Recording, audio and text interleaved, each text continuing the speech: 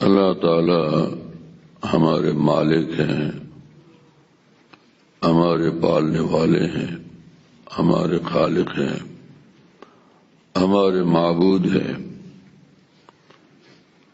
اللہ تعالی ہی نے ہمیں پیدا فرمایا، وجود بخشا، اور وہی ہماری پرورش فرما رہے ہیں۔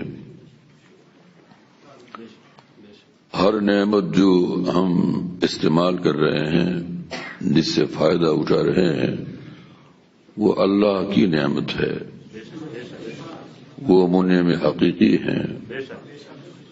وہی ہر لمحہ اپنی نعمتوں سے ہمیں پالتے ہیں، اپنی رحمتوں سے ہمیں پالتے ہیں۔ یہ ہوائیں اللہ تعالی کی نعمت ہیں۔ ہواؤں کا ہر ذرہ، ہر جھونکا اللہ کی نعمت ہے، اس سے اللہ تعالی ہمیں پالتے ہیں۔ ایک ایک دانہ اللہ کی نعمت ہے، اس سے اللہ تعالی ہمیں پالتے ہیں۔ پانی کا ایک ایک قطرہ ان کی نعمت ہے، اس سے حق تعالی جل وعلا شان ہمیں پالتے ہیں، ہماری پرورش فرماتے ہیں۔ ہماری آنکھوں کی بینائی یہ ان کی عطا ہے، یہ آنکھیں ان کی عطا ہیں، آنکھوں کی بینائی ان کی عطا ہے، آنکھوں کی چمک دمک ان کی عطا ہے، آنکھوں کی خوبیاں ان کی عطا ہیں، ان کی نعمت ہیں۔ ہم بات کرتے ہیں، یہ بولنے کی طاقت حق تعالی کی نعمت ہے۔ زبان کھولتے ہیں اور ہلاتے ہیں، یہ سب اللہ کی نعمت ہے۔ اور اس دنیا میں ہم جیتے ہیں، سانس جو ہے ایک ایک لمحہ سانس لیتے ہیں، سانس چھوڑتے ہیں، یہ اللہ کی نعمت ہے۔ کھانا کھاتے ہیں، یہ کھانا ہضم ہو جاتا ہے، کھانے کے وقت یہ گلے میں اٹکتا نہیں، یہ ان کی نعمت ہے۔ اور کھانا جو آسانی سے آرام سے ہضم ہو جاتا ہے، یہ بھی ان کی نعمت ہے۔ اور دن رات جو ہے وہ پیٹ سے جو ناپاک چیزیں نکل جاتی ہیں باول و براز کی شکل میں، پیشاب پخانے کی شکل میں، اس کا نکل جانا اور پھر عافیت اور آرام محسوس ہونا، یہ ان کی عظیم الشان نعمت ہے۔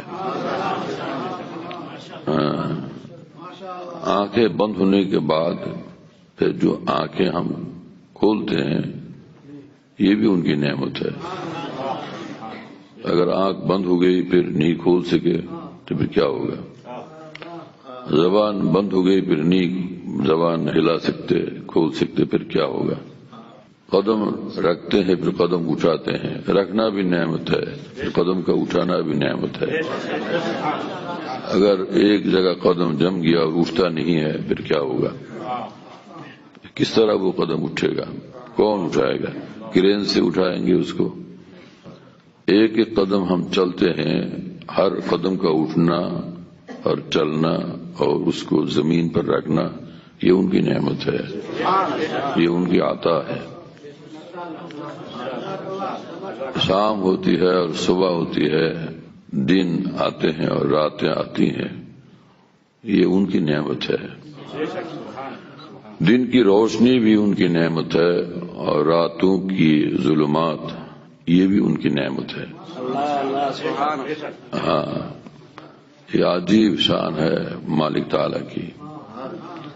یہ جو کھیت میں غلہ پیدا ہوتا ہے، یہ بھی ان کی نعمت ہے۔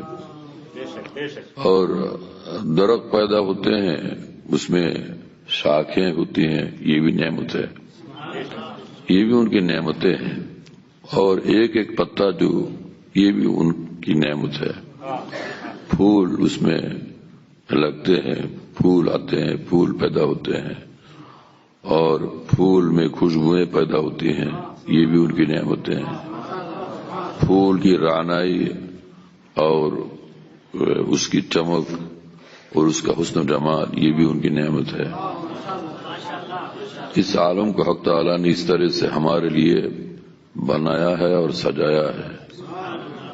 بقول مفتی شفیع صاحب رحمہ اللہ تعالی، کیوں نہ ہو روز ازل سے ہو چکی تقسیم کار، میں ہوں مالک کے لیے اور کل جہاں میرے لیے ہے۔ روز ازل سے یہ تقسیم کار ہو چکی ہے کہ میں ہوں مالک کے لیے اور کل جہاں میرے لیے۔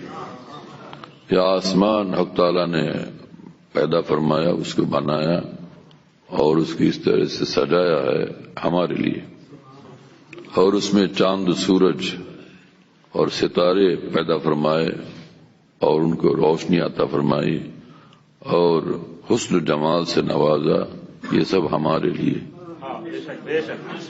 یہ اللہ تعالیٰ کے اپنی ذات کے لیے نہیں، اپنے فائدے کے لیے نہیں، بغیر وہ آفتاب کے، بغیر سورج کے اللہ تعالیٰ کو نظر نہیں آئے گا کچھ، ایسی بات تو نہیں ہے۔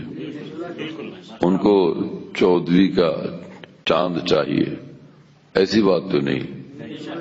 ان کو پیاس لگتی ہے اس لیے دریا یا سمندر چاہیے، ایسی بات تو نہیں۔